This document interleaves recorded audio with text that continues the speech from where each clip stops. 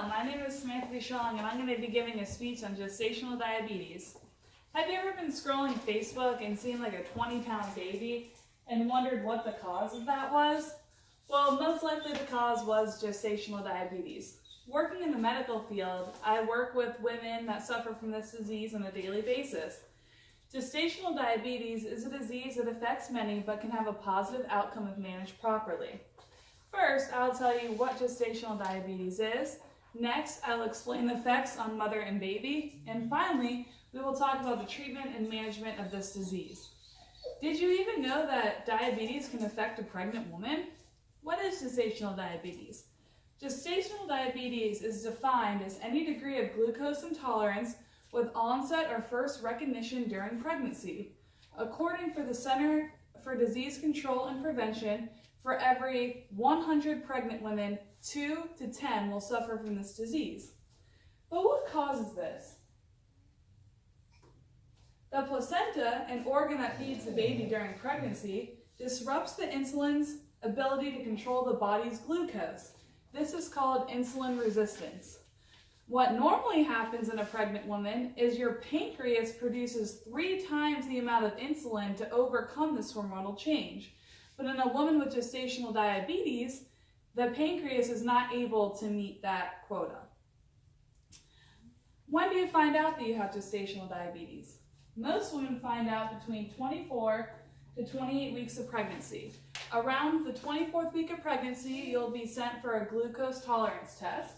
You have to drink this drink and then get your blood drawn after 30 minutes. After 30 minutes, the doctor will look at your blood and see how much and what your blood sugar level was to determine if you have gestational diabetes or not. According to the Cleveland Clinic, you may be at risk for gestational diabetes if you're overweight before you became pregnant, have a family history of diabetes, are older than 25, have previously given birth to a baby over 9 pounds, previously have given birth to a stillborn baby, have had gestational diabetes with a previous pregnancy, or have been diagnosed pre-diabetic. You might be asking yourself, but what about the baby? The most common side effect from gestational diabetes is a large baby. There was a baby born in Germany at the University Hospital of Leipzig weighing in at 13 pounds. Complications of having a large baby include, but are not limited to, the shoulder getting stuck when the baby is being delivered, which can cause nerve damage. What about the mother? Gestational diabetes actually disappears most of the time within hours after giving birth.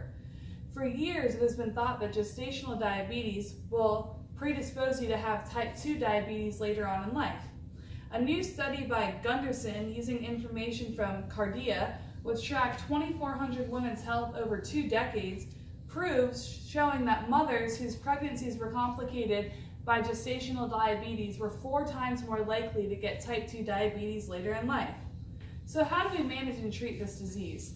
Continuous monitoring of blood sugars. Testing your sugars. To test your sugar level, the mother will take the meter, prick her finger, put the small drop of blood on the test strip, and then it'll give you your sugar readings.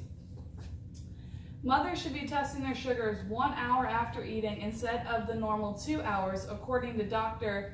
Jovanik, who is a scientific director of Sanson Medical Research Institute, Santa Barbara, California.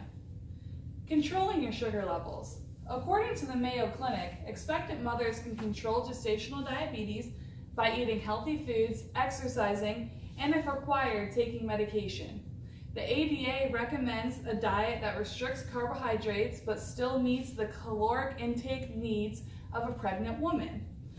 30 minutes of physical activity for mothers that can handle it is recommended. Some exercises include fast-paced walking and seated arm exercises. But when lifestyle modifications fail in the management of this disease, OHAs can be used. OHAs stand for oral hypoglycemic agents. Different forms of OHAs have been very successful in the management of this disease. In conclusion, gestational diabetes is a disease that affects many, but can have a positive outcome if managed properly. We spoke about what gestational diabetes is, the effects on mother and baby, and how to manage and treat this disease. Next time you see a huge baby on Facebook, you'll most likely know what the cause was. And after listening to my speech, I hope next time you meet somebody suffering from this disease, you will have an understanding of what they're going through. Thank you. Yeah.